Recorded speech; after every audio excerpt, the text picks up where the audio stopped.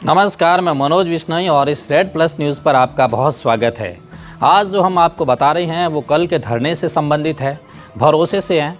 और वो सिर्फ गुड़ामालानी की कहानी नहीं है, ये उस राजनीति की कहानी है जिसमें किसान सिर्फ एक मोहरा होता है, एक औजार होता है, एक कंधा होता है और जिस कंधे पर नेता अपनी सियासी बंदूक रखकर गोली चलाती हैं और जब धुआं छटता है तो चमकती हैं सिर्फ नेताओं की तस्वीर।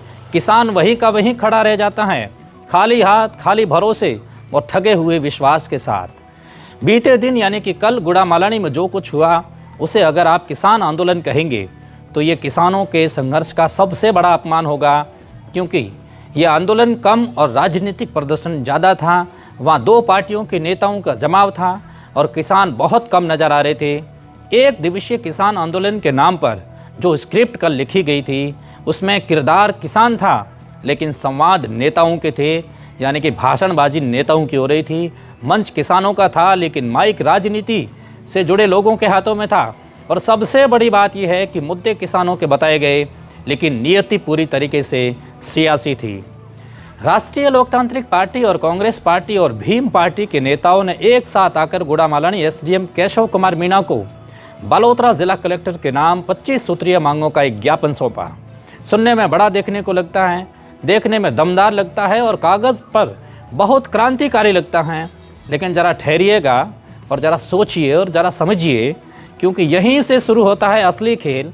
इन 25 सूत्रीय मांगों में पानी था, बिजली थी, रोडवेज बस थी, बैंकिंग थी, गौशालाएं थी, हायर एजुकेशन थी, कोऑपरेटिव एवं उनसे संबंधित सेक्टर था। यानी कि ऐसा कोई भी मुद्दा नहीं छोड़ा गया जो आम जनता, किसान और ग्रामीण जीवन से जुड़ा हो। और यही वो बिंदु है जहाँ किसान का भरोसा दिलाया गया और किसान को भरोसा दिलाया गया कि देखो, तुम्हारी हर समस्या इस ज्ञापन में है, तुम्हारी हर पीड़ा इस आंदोलन का हिस्सा है और तुम्हारी हर उम्मीद इन नेताओं के कंधों पर है। लेकिन सवाल यह है कि क्या इन नेताओं को सच में लगता था कि ये 25 मांगें पूरी हो जाएगी? और क्या इन्हें ये नहीं पता था कि इन मांगों में कई राज्य सरकार की नीति से जुड़ी हुई है, कई केंद्र सरकार से संबंधित है और कई ऐसे मुद्दे हैं जिन पर न तो एसडीएम फैसला कर सकती हैं, न मंत्री और न ही जिला कलेक्टर। जवाब साफ है कि इनको ये सब पता था, लेकिन फिर भी 25 मांग इसलिए रखी गई ताकि संख्या बड़ी लगे, आंदोलन बड़ा दिखे और भीड़ ज़्यादा जुटे। और जब भीड़ जुटाने की बात आती है तो सच अक्सर सबसे पहले कुर्बान होता है। और दिन भर कल किसानों के नाम पर माहौल गर्म किया गया, सड़कें जाम करवाई गई, आम आदमी परेशान हुआ, स्कूली बच्चे, बुजुर्ग, महिलाएं, मरीज और जो आलम जी के मंदिर जाने वाले थे वे भी परेशान हुए। लेकिन मंच से लगातार यही कहा गया कि ये किसानों की लड़ाई है, नौजवानों की लड़ाई है, ये आंदोलन किसानों का है और ये किसानों का हक है जिसको हम लेकर रहेंगे। अब सवाल ये है कि क्या ये किसानों का हक है?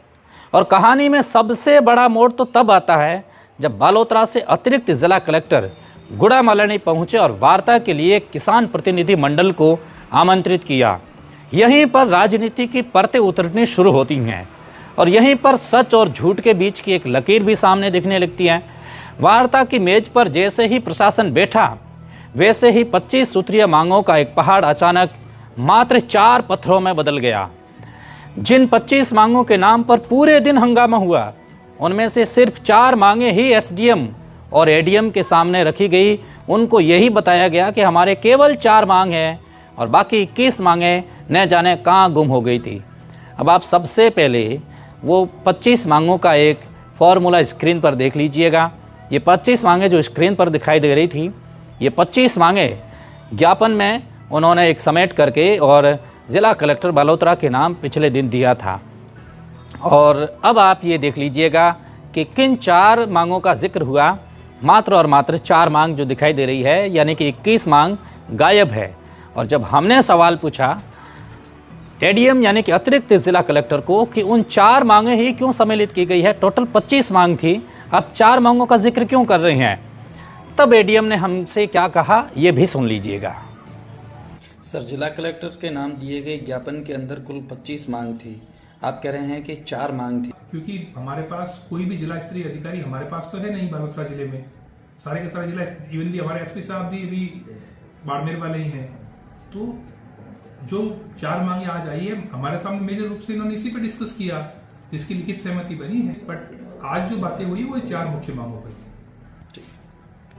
अब सवाल बहुत सीधा है, लेकिन बहुत सरल है, लेकिन बहुत गंभीर है, क्योंकि जिन 21 मांगों के लिए किसानों को सड़क पर लाया गया, जिन 21 मांगों के नाम पर ट्रैफिक रोका गया, जिन मुद्दों पर प्रशासन को घेरा गया, उन मांगों का क्या हुआ? क्या वो मांगें झूठी थी? क्या वो मांगें सिर्फ पोस्टर और ज्ञापन तक सीमित थी? या फिर किसान उन मांगों को लेकर के प्रदर्शन नहीं करना चाहते थे? या फिर वो मांगें सिर्फ किसानों को इकट्ठा करने की एक बहाना थी? और यहीं से सवाल उठता है उन नेताओं पर जिनका जवाब आज दिन तक किसानों को नहीं मिला। वार्ता के दौरान जो 4 मांगें रखी गई वो थी आदान अनुदान की, सुअर नियंत्रण की, पर्यटन विभाग की, ज़मीन पर अतिक्रमण को हटाना और केवीके की ज़मीन से एक बड़े अतिक्रमण को हटाना। अब ज़रा इस पर भी गौर कर लीजिए। इन 4 मांगों में से आदान अनुदान की राशि तो धरने से एक दिन पहले ही सरकार द्वारा जारी कर दी गई है, यानी ये मांग पहले ही पूरी हो चुकी है। बस पैसे खातों में ट्रांसफ़र होने की प्रक्रिया बाकी थी, जिसका किसानों को लाभ 1-2 दिन में मिलना तय था और सरकार ने भरोसा भी दिलाया। तो फिर सवाल उठता है कि असली मांग क्या ये 4 थी? इनमें से एक तो पहले ही पूरी हो चुकी है, सुअर नियंत्रण का टेंडर जारी हो चुका है, तो ये दूसरी मांग भी पूरी हो चुकी है।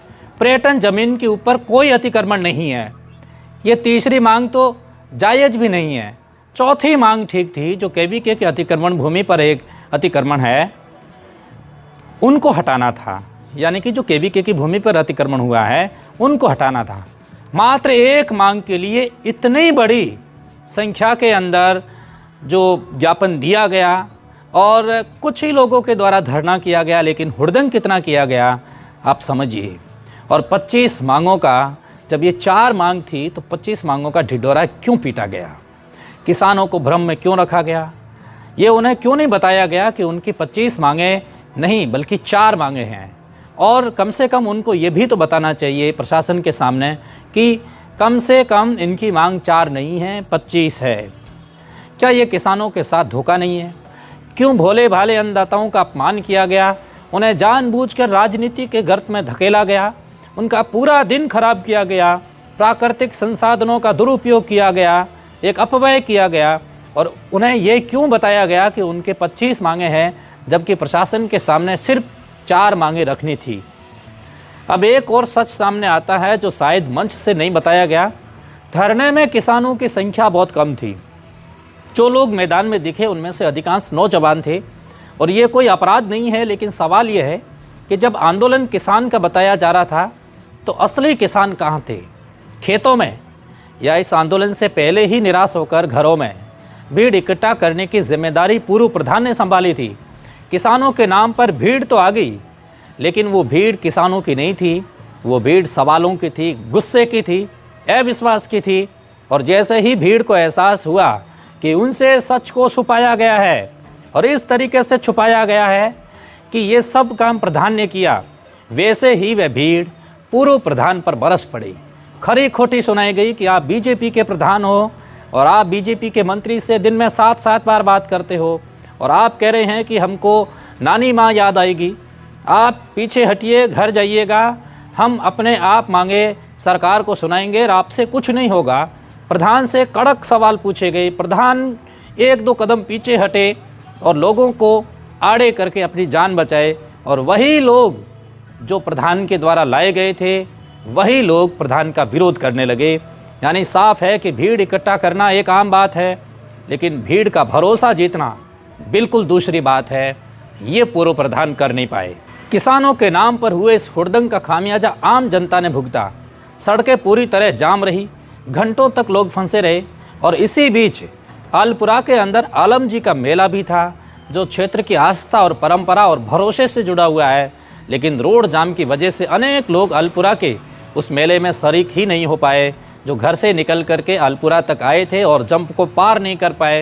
यानी किसानों के नाम पर जो आंदोलन हुआ उसने किसानों के साथ साथ आस्था, व्यवस्था, आम आदमी तीनों को चोट पहुंचाई।